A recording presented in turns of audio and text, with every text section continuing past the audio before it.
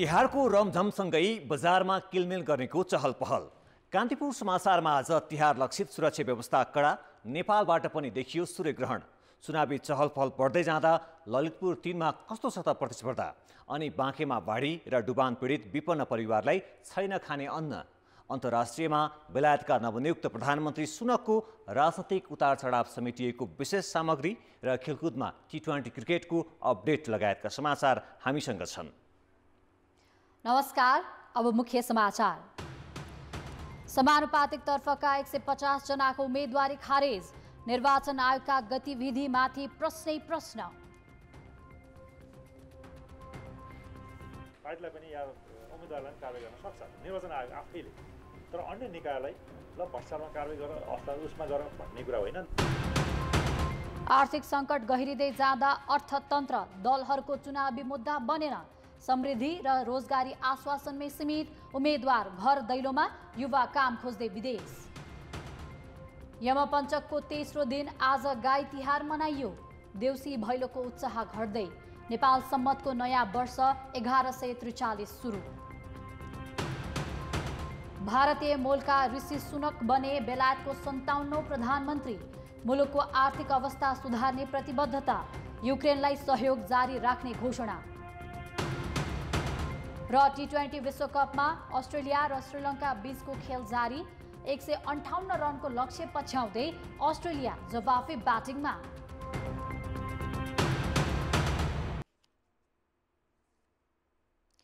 यमपञ्चकको तेस्रो दिन आज गाई तिहार मनाइएको छ।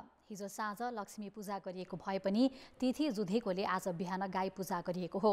तिथि नियमित हुँदा बिहान गाई पूजा र साँझ लक्ष्मी पूजा गर्ने चलन छ। गाईलाई पवित्र मानी पूजा गर्ने वैदिक सनातन कालदेखिको विधि हो। गाईले दिने दुध आमाको दुध जत्तिकै पौष्टिक हुने भएकाले गाईलाई गौमाता भनी सम्मान गरिन्छ। गाईको पूजा गरी मिठा परिकार खान दिएमा गाईबाट पाइने शुद्धता सधैँ प्राप्त हुने धार्मिक विश्वास छ। नेपालका कतिपय भाग र केही समुदायमा कार्तिक कृष्ण औँसीकै दिनमा गाई पूजा गर्ने परम्परा रहे पनि औँसीको अन्त्य र प्रतिपदाको सुरुमा गाई पूजा गर्नुपर्ने शास्त्रीय मान्यता छ। तिहार सुरु भएसँगै गाउँदेखि सहरसम्म देउसी भैलोको रौनक छ। तर यस्ता देउसी भैलोमा मौलिकता भने घट्दो क्रममा छ। कतिपय ठाउँमा त देउसी भैलोलाई आर्थिक सङ्कलनको माध्यम समेत बनाइएको छ। नेपालीको दोस्रो ठुलो चाड हो तिहार। तिहारसँगै जोडिएर आउँछ देउसी भैलो।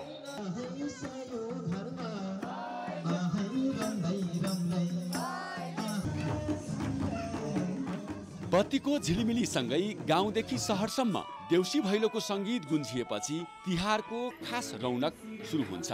भैलेनी भाकामा घरपेटीलाई आशीर्वाद दिँदै खेलिने देउसी भैलोको मौलिकता भने बिस्तारै हराउँदै जान थालेको छ।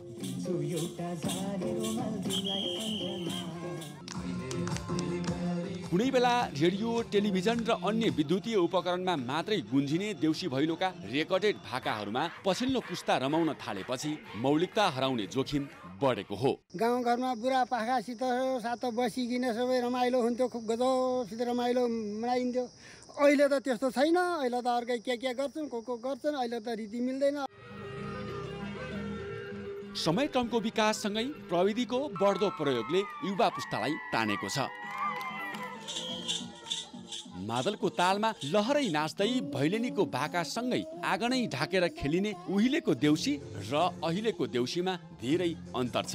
तिहारका बेला देउसी खेल्न घर आँगन घुमिरहेका पछिल्लो पुस्ता भने बनी बनाऊ सङ्गीतमै रमाउन थालेका छन्। पहिलेको भन्दा त अहिले धेरै फरक छ। अहिले आएका नयाँ डिजेहरू छन् नि, भैलीका उताबाट आएका तिनी डिजेहरूमा नाच्न हामीलाई एकदम रमाइलो लाग्छ। हामी मादलमा पनि नाचिरहेको हुन्छौँ। हरेक चाडबाडको आफ्नै तौर तरिका छ, आफ्नै मौलिकता छ। यसको मौलिकता रहेन भने चाडबाड पनि रहँदैन।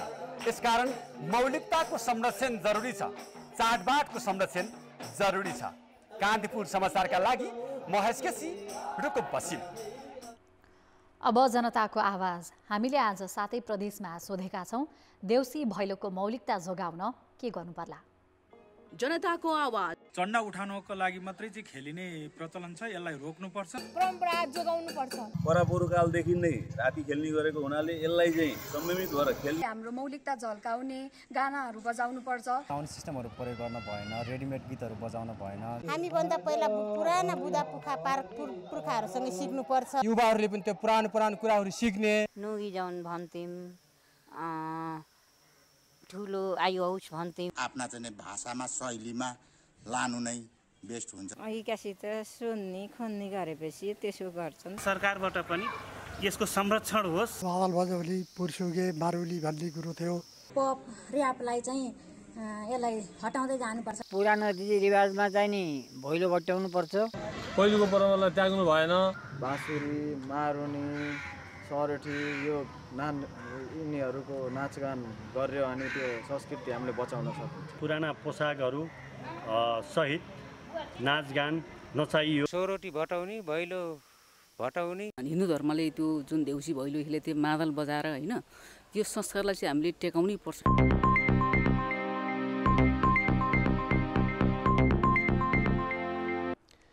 नेपाल सम्वतको नयाँ वर्ष 1143 आज सुरु भएको छ। सम्वतका प्रवर्तक शङ्खधर शर्माले गरिब जनतालाई ऋणमुक्त गराएको स्मरणमा नेपाल सम्वत मनाउन थालिएको हो। यो नेपालको मौलिक सम्वत समेत हो। तिथिमा आधारित यो सम्वत कसैले आज र कसैले भोलि मनाउँदैछन्। नेपाल सम्वत राष्ट्रकै नामबाट चलेको मौलिक सम्वत हो। हरेक वर्ष कार्तिक शुक्ल प्रतिपदाका दिन नेपाल सम्वत नयाँ वर्ष सुरु हुन्छ।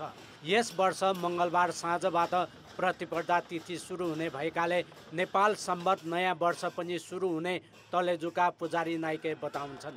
साँझ सूर्यग्रहण सकिएपछि तलेजुमा पूजाका साथ धार्मिक विधि विधान गर्ने हुनाले सर्वसाधारणले मङ्गलबार नै आफ्नो शरीर वा आत्मा पूजा गर्न सकिने पुजारी नाइके बताउँछन्।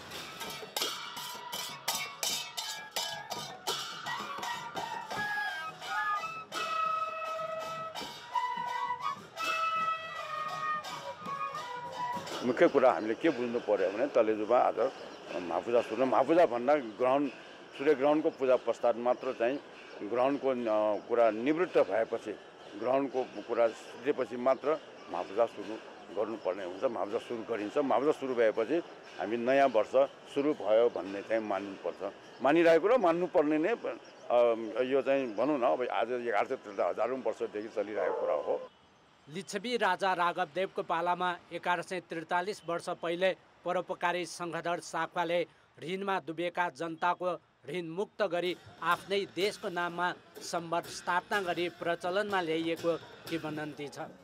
जनतालाई दासत्वबाट मुक्त गरी नयाँ युगको प्रारम्भ भएको खुसियालीमा नयाँ वर्ष सांस्कृतिक उत्सवकै रूपमा नेवार समुदायले मनाउँदै आएका छन्। हरेक कार्यक्रमहरू, सांस्कृतिक कार्यक्रमहरू यहाँ तलेजुले जुन दिन मनाइन्छ, नवदुर्गाले जुन दिन मनाइन्छ त्यही दिन मनाउने गर्छ।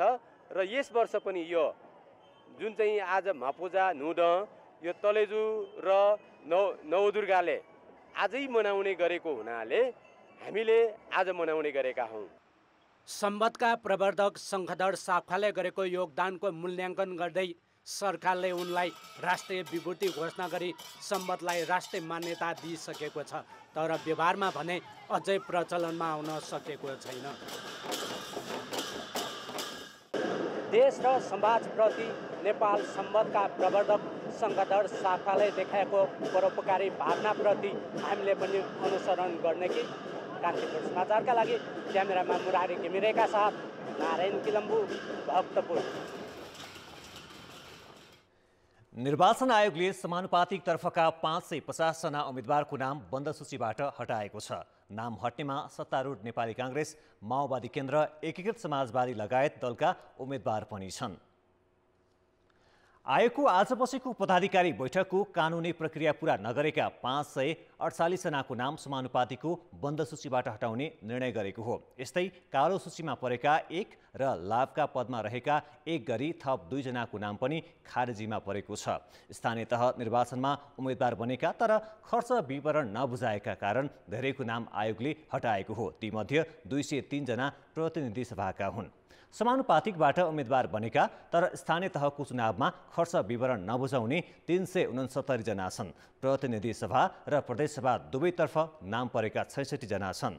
उमेर नपुगेका 52, मतदाता सूचीमा नाम नभएका 6, प्रदेशमा नाम नभएका 12 र नागरिकता तथा परिचयपत्र नभएका 6 जना रहेका छन्। लैङ्गिक पहिचान फरक देखिएका 37 जना छन्। यो 550 जनाको नामावलीको लिस्ट निक्लिन्छ हैन। आज 8 गते हाम्रो कार्यतालिका बमोजिम 8 गते निकालिने लिस्ट हो र भोलि अन्तिम नामावली सूची अब को कायम भयो त हैन। 6000 प्लस उम्मेदवारीबाट यो 550 घटाएपछि हैन 5500 को हाराहारीमा भोलि नाम निक्लिन्छ। माओवादी केन्द्रका प्रतिनिधि सभातर्फ 3 र प्रदेशसभातर्फ 8 जनाको उम्मेदवारी रद्द भएको छ।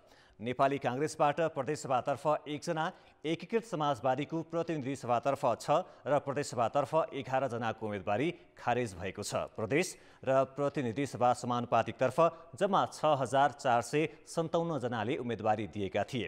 यसैबीच आयोगले उम्मेदवारलाई प्रतिनिधि सभातर्फ 3 वटा र प्रदेशसभातर्फ 1 सम्पर्क कार्यालय खोल्न दिने निर्णय गरेको छ। प्रतिनिधि सभा तथा प्रदेशसभा चुनावको तयारीमा रहेको निर्वाचन आयोगका पछिल्ला गतिविधिमा संवैधानिक तथा कानुनी प्रश्न उठेका छन्। निर्वाचनको बागडोर सम्हाल्ने आयोगले अन्य संवैधानिक आयोगलाई अनावश्यक पत्राचार गरेको, प्रेस स्वतन्त्रतालाई कुण्ठित पार्ने आचार संहिता बनाएको विषयमा प्रश्न उठेको हो। उम्मेदवारलाई चेतावनी दिएको, प्रतिनिधि सभाको कार्यकाल तोकेर संवैधानिक सीमा नाघेको आरोप त पहिलेकै हुन्। के निर्वाचन आयोगले आफ्नो संवैधानिक सीमा नाघेकै हो? सोमबार निर्वाचन आयोगले चुनाव प्रचारका क्रममा सरकारी स्रोतको प्रयोगको निगरानी र अनुसन्धान गर्न अख्तियार दुरुपयोग अनुसन्धान आयोगलाई पत्राचार गर्यो। जबकि निर्वाचनका क्रममा हुने आचार संहिता विपरीतका घटना अनुगमन, छानबिन र कारबाहीको कानुनी अधिकार निर्वाचन आयोगलाई नै छ। निर्वाचन ऐन 2073 तथा निर्वाचन कसुर तथा सजाय निर्धारण ऐन अन्तर्गत रहेर आयोगले आफै छानबिन गर्न सक्छ। आफ्नै क्षेत्राधिकारभित्र पर्ने विषयमा अख्तियारलाई पत्राचार गरेर आयोगले विवादास्पद अभ्यास गरेको भन्दै आलोचना सुरु भएको छ। कार्य प्रकृति अनुसार जिम्मेवारी नै तोकेर संविधानमा व्यवस्थित गरिएका आयोग आफ्नो बाहेक अन्यको क्षेत्राधिकारमा प्रवेश गर्न सक्ने कानुनी व्यवस्था छैन। पार्टीलाई पनि या उम्मेदवारलाई पनि कारबाही गर्न सक्छ निर्वाचन आयोग आफैले, तर अन्य निकायलाई ल भ्रष्टाचारमा कारबाही गर, अवस्था उसमा गर भन्ने कुरा होइन। जब अख्तियार दुरुपयोग आयोगलाई दिन्छ भने त अख्तियार दुरुपयोगले यदि कोही कसैले या सार्वजनिक पद धारण गरेको व्यक्ति या पदाधिकारीले भ्रष्टाचार गर्यो भने त्यसको अध्ययन अनुसन्धान गर्ने काम उतापट्टि हो। तर अहिलेको त निर्वाचनको कुरा हो नि। अख्तियार गुहारेको विषय मात्र होइन, निर्वाचन आचार संहिताका केही बुदा पनि विवादित छन्। संविधानको प्रस्तावनामा पूर्ण प्रेस स्वतन्त्रता र ऐन नियम अनुसार स्वनियमको सिद्धान्तमा चल्ने आम सञ्चार माध्यमका प्रसारणका विषयमा समेत आयोगले हस्तक्षेप गर्न सक्ने आचार संहिता लागू भएको छ। प्रमुख निर्वाचन आयुक्त दिनेश थपलियाले कार्तिक 4 गते सार्वजनिक कार्यक्रममै व्यक्ति नै लक्षित गरेर उम्मेदवारलाई कडा कारबाहीको चेतावनी समेत दिएका थिए। जब एउटा स्पष्टीकरण सोधियो भनेर को होलो मचाउने जुन प्रवृत्ति छ, यो प्रवृत्ति अहिलेको निर्वाचनको निम्ति एउटा ठुलो चुनौतीको रूपमा मैले देखेको छु। गएको भदौ 27 गते प्रतिनिधि सभाको कार्यकाल नै तोकेर संसदलाई पत्राचार गरेपछि आयोग विवादमा तानिएको थियो। आयोगले चुनावका बेला आवश्यकता अनुसार अन्य निकायसँग सल्लाह गर्न सक्ने भए पनि त्यो संवैधानिक सीमा भित्रै हुनुपर्ने संविधानका जानकार बताउँछन्। राज्यका सबै अङ्गहरूसँग सहकार्य गर्न सक्दछ। आफ्नो जुन अधिकार छ त्यसको पूर्ण रूपमा प्रयोग गर्ने र जहाँ जहाँ चाहिँ राज्य पक्षको सहयोग चाहिन्छ, सरकारको सहयोग चाहिन्छ, त्यो सहयोगका लागि अनुरोध गर्ने।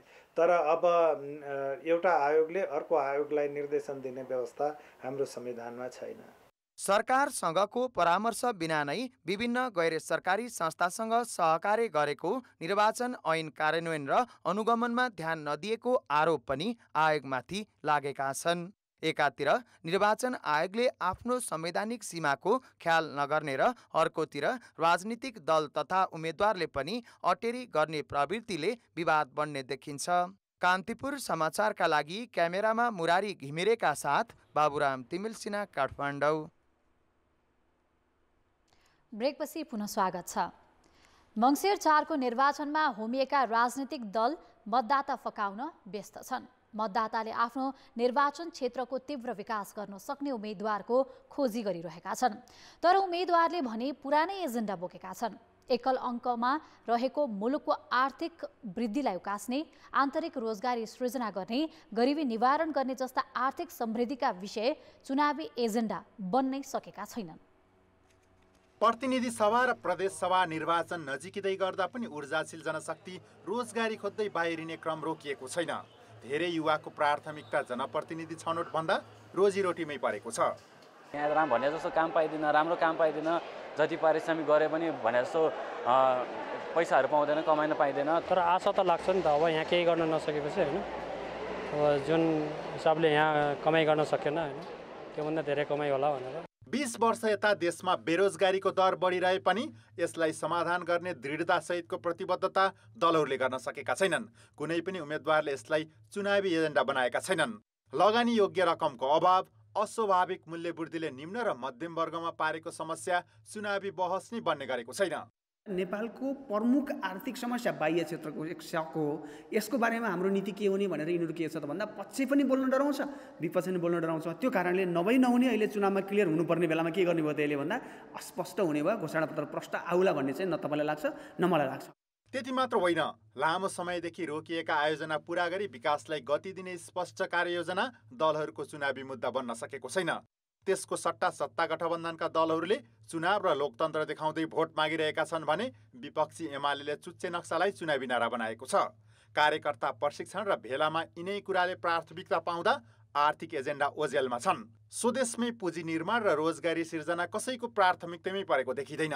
धनी र गरिब बीचको बढ्दो खाडल कसरी पुर्ने भन्ने विषयमा सत्ता गठबन्धन मात्र होइन, प्रतिपक्ष समेत मौन छन्। आर्थिक मुद्दा एकदम जरुरी मुद्दा, यसलाई केन्द्रमै राख्नुपर्ने, विकास अर्थतन्त्रलाई केन्द्रमै राखेर राजनीतिक पार्टीहरूले बहस गर्नुपर्ने, छलफल गर्नुपर्ने, पार्टीभन्दा बाहिर पनि गर्नुपर्ने। समाजको चेतनाको स्तर र अपेक्षा धेरै बढेको छ, तर हाम्रा परम्परागत राजनीतिक शक्तिले नयाँ मतदातालाई आश्वस्त पार्न सकेका छैनन्। पटक पटक परीक्षण भइसकेका व्यक्ति पुरानै नारा लिएर मतदाताको घर घरमा जाँदा मुलुकको समृद्धि समेत थप धकेलिने देखिँदैछ। कान्तिपुर समाचारका लागि क्यामेरामा राजेन्द्र महर्जन र सञ्जय लुइटेलका साथ सुमन पन्थ, काठमाडौँ। अब जनमतको अन्तिम परिणाम। जनमतमा हिजो हाम्रो प्रश्न थियो, ब्याज दर वृद्धि नियन्त्रण गर्न के गर्नु पर्ला? ए नीति नै संशोधन, बी समयमै विकास खर्च र सी वैदेशिक सहायता बढाउने। जनमतको अन्तिम परिणाम यस्तो छ, ए नीति नै संशोधनमा 48%, बी समयमै विकास खर्चमा 43% र सी वैदेशिक सहायता बढाउनेमा मात्र 9% मत प्राप्त भएको छ। अब आजको प्रश्न। जनमत हाम्रो प्रश्न छ, चुनावमा आर्थिक मुद्दाले किन प्राथमिकता नपाएको होला? ए आश्वासनमुखी प्रवृत्ति, बी परम्परागत सोच र सी जनदबाव पुगेन। जनमतको अन्तिम परिणाम भोलि साँझ 8 बजेको कान्तिपुर समाचारमा प्रसारण गर्नेछौँ। कृपया NEWS न्युज स्पेस AB वा सी टाइप गरी 34001मा SMS गरी आफ्नो मत व्यक्त गर्नुहोला। नेपाल मजदुर किसान पार्टी नेमकिपाले नेपालको सम्पत्ति विदेश लैजान नपाउने कानुन बनाउनु पर्ने प्रस्ताव सहितको चुनावी घोषणापत्र सार्वजनिक गरेको छ। प्रतिनिधि सभा र प्रदेश सभा निर्वाचनको चुनावी घोषणापत्र आज काठमाडौँमा सार्वजनिक गर्दै नेमकिपाले नेपाली पुँजी बाहिर जानबाट रोकेर विकासमा लगाउनु पर्ने नीति अघि सारेको हो। हाम्रो विरोध भनेको शासक दलहरू दुईटा खेमामा विभाजित छन्, तर एउटै शिखरका दुई पाटा हुन्। तिनीहरू बारम्बार सरकारमा गएको 30 वर्ष भयो, तर देशको समस्या झन्झन विकराल र जटिल हुँदै गएको देखा पर्दैछ। राष्ट्रिय र अन्तर्राष्ट्रिय परिस्थितिको विषयमा जनतालाई जानकारी गर्ने कुरामा हामी बढ्ता ध्यान दिन्छौँ। विकास निर्माणको ठेका लिएर काम नगर्ने ठेकेदारलाई कडा सजायको कानुनी व्यवस्था गर्नुपर्ने नीति नेमकिपाको छ। मल कारखाना, सिंचाइको बन्दोबस्त गर्ने मुद्दालाई प्राथमिकता दिएको छ। सत्ता गठबन्धनबाट माओवादी केन्द्रकी उपमहासचिव एवं ऊर्जा मन्त्री पम्फा भुसाल र एमालेका अमृत खड्का सहित 20 जनाको उम्मेदवारी रहेको ललितपुर क्षेत्र नम्बर 3 को निर्वाचनलाई चासोका साथ हेरिएको छ। राजनैतिक दलमा स्थापितसँगै विभिन्न पेसा र व्यवसायमा संलग्न व्यक्तिहरूको उम्मेदवारीले पनि यो क्षेत्रको प्रतिस्पर्धालाई रोचक बनाएको छ। ललितपुर महानगरपालिकाको 20 वटा वडा र गोदावरी नगरपालिकाको 2 वटा वडा गरी 22 वटा वडा समेटेको ललितपुर क्षेत्र नम्बर 3 मा 94,800 मतदाताको मन जित्नका लागि 7 जना स्वतन्त्र सहित 20 जना उम्मेदवार चुनावी मैदानमा छन्। यो क्षेत्रबाट यसअघि 2 पटक नेकपा माओवादी केन्द्रबाट निर्वाचित भई पटक पटक मन्त्री बनेकी पम्फा भुसाल तेस्रो पटक चुनावी मैदानमा छिन्। ऊर्जा मन्त्री भुसाललाई सत्ता गठबन्धनको साथ छ। 2064 सालको पहिलो संविधान सभा चुनावमा एमालेका रघुजी पन्थलाई पराजित गरेकी उनले 2074 को चुनावमा काङ्ग्रेसका मदन बहादुर अमात्यलाई हराइन्। आफ्ना अधुरा काम पूरा गर्ने उनको योजना छ। मैले विगत 2 कार्यकाल यहाँबाट नेतृत्व गरेछु र यहाँका भौतिक पूर्वाधारका विकास, जनताका आवश्यकता र समस्यालाई मैले विविध ढङ्गबाट सम्बोधन गरेको छु। मलाई असाध्यै माया गर्नुहुन्छ ललितपुरवासी जनताले। ती अपूर्ण कामहरूलाई पूर्णता दिन र त्यसपछि अब चाहिँ आर्थिक सामाजिक विकासको एउटा वृहत योजना बनाएर अनि बेरोजगारी र अर्धबेरोजगारीको अन्त गर्नका निम्ति चाहिँ मेरो मुख्य भूमिका हुनेछ।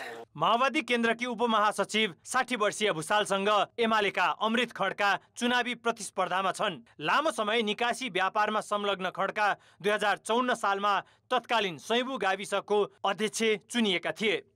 देश बचाउनलाई भोट दिने यसपालिको निर्वाचन विशेष छ। एउटा राष्ट्रवादी शक्ति छ, अर्को एउटा शक्ति छ, अनि त्यसको पछाडि फेरि अदृश्य शक्ति छ। राष्ट्र जोगाउनलाई, यहाँ युवाहरूलाई देशमै विदेश पलायनबाट रोक्नलाई, देशको अर्थतन्त्रलाई सुदृढ बनाउनलाई भोट दिने, त्यसको लागि आवश्यक नीति निर्माण गर्ने क्रममा मेरो महत्त्वपूर्ण भूमिका रहनेछ। पाटन अस्पतालको जागिर छाडेर राष्ट्रिय स्वतन्त्र पार्टीबाट राजनीतिमा होमिएकी 33 वर्षीय डाक्टर तोसिमा कार्कीको उम्मेदवारीले चुनावी प्रतिस्पर्धालाई रोचक बनाएको छ। अब पुरानालाई होइन, पुराना अनुहारसँग हामी थाकिसक्यौँ। अब हामीलाई नयाँ मान्छे, तपाईँहरू जस्तो युवा, जोस जाँगर उमेर भएको र पेसागत हिसाबले दक्ष भएको व्यक्ति आउनुभयो भने पक्कै के गर्नुहुन्छ भन्ने जुन उहाँहरूबाट मैले पाइरहेको छु, त्यसले चाहिँ हामीले जितिसक्यौँ जस्तो हामी फिल गरिरहेका छौँ। विश्व सम्पदामा सूचीकृत पाटन दरबार स्क्वायर क्षेत्र र भित्री कोर बस्तीहरू सँगसँगै नै ललितपुर क्षेत्र नम्बर 3 मा बुङ्गमती, खोकना, हरिसिद्धि, धापाखेल लगायतका ग्रामीण क्षेत्र पनि छन्, जहाँ समान रूपमा विकास पूर्वाधारहरू पुग्न सकेका छैनन्। परम्परागत शक्तिका रूपमा रहेका माओवादी र एमाले उम्मेदवारका बीचमा मुख्य प्रतिस्पर्धा देखिए पनि साना दल र स्वतन्त्र उम्मेदवार आफ्नो पक्षमा चुनावी माहौल बनाउन सक्रिय छन्। स्थानीय तह निर्वाचनको मत परिणामलाई आधार मान्दा यस क्षेत्रमा सत्ता गठबन्धन र एमालेको मतमा धेरै अन्तर छैन। राजनीतिक दलसँगै स्वतन्त्र उम्मेदवार पनि यिनै मतदातालाई रिझाउन लागेकाले पनि नतिजा आकलन गर्न सहज छैन। कान्तिपुर समाचारका लागि क्यामेरामा मुरारी घिमिरेका साथ सुबिन्द्र श्रेष्ठ, ललितपुर। दशैंका बेला आएको बाढी र डुबानका कारण बाँकेका विपन्न समुदाय घाँसपास विहीन भएका छन्। बाढीले डुबाउँदा अनाज कुहिएको छ भने घर भत्किएका छन्। चुनावमा घर दैलोमा हिँडेका उम्मेदवार भने पीडितलाई मानवीय सहयोग होइन, भोट माग्न मात्र तल्लीन देखिन्छन्। धानको दिन छैन बा, जसले बोल्छ, जोसित पैसा छ त्यहीको दिन छ।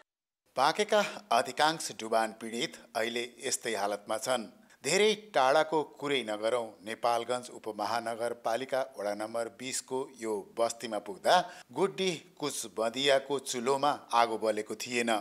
नजिकै अर्को छाप्रोभित्र न कुनै अन्न पानी देखिन्थ्यो, न त खान बस्न मिल्ने ठाउँ नै।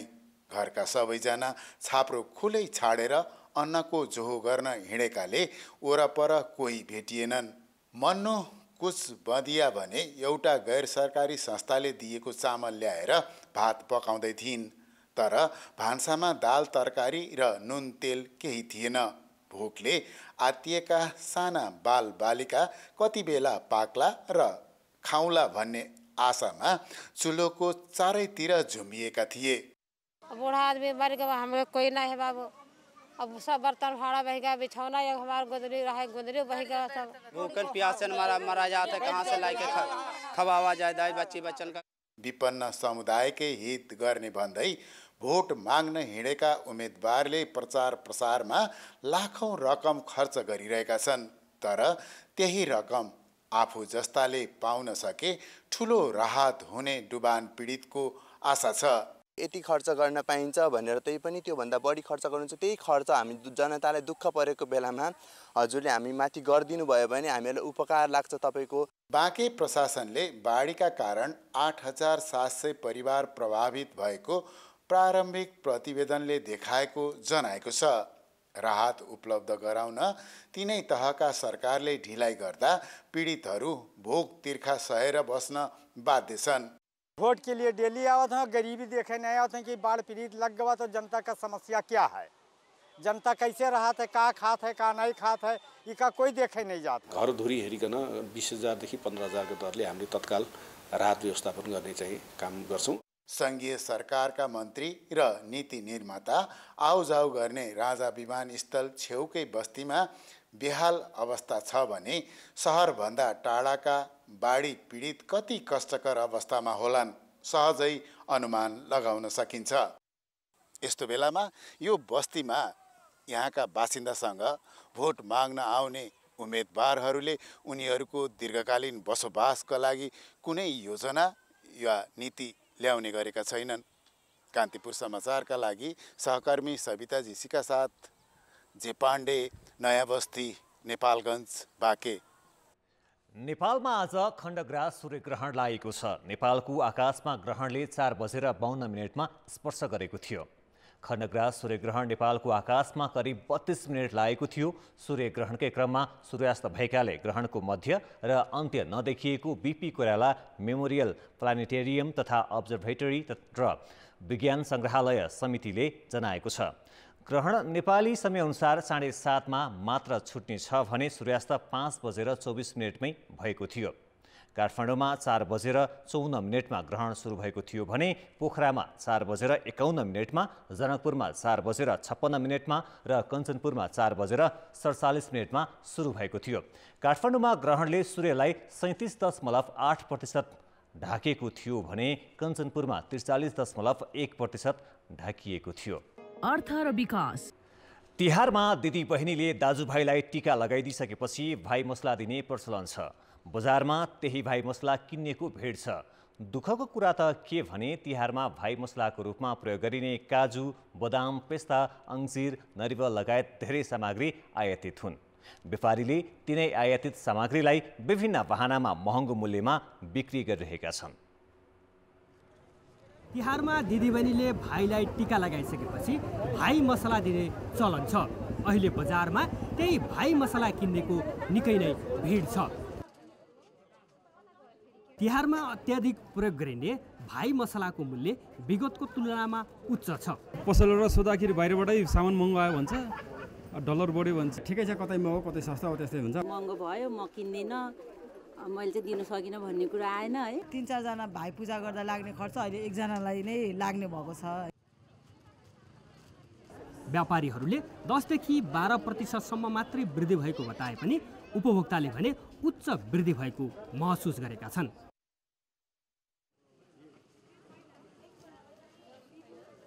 ले बढाएको मात्रै होइन, सबै उतैबाट बढेर आइरहेछ।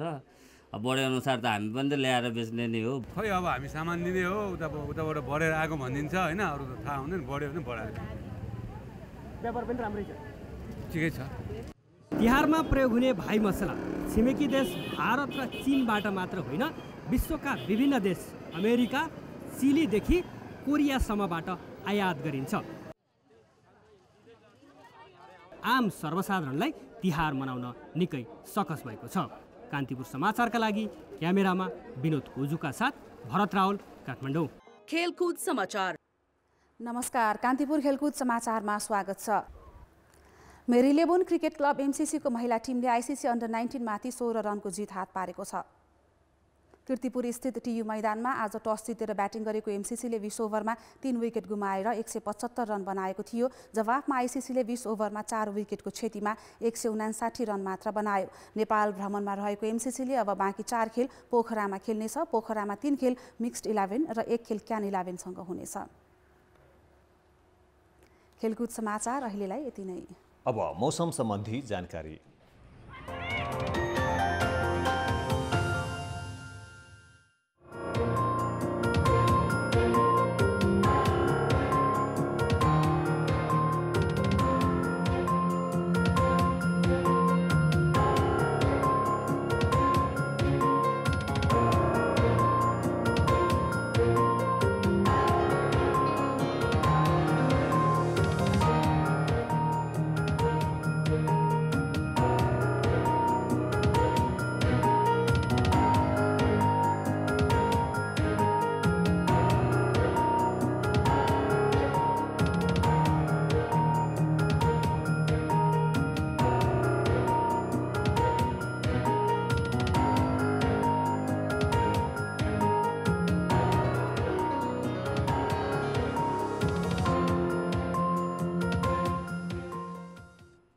कान्तिपुर समाचार अहिलेलाई सकियो। कान्तिपुर टेलिभिजन हेर्दै गर्नुहोला।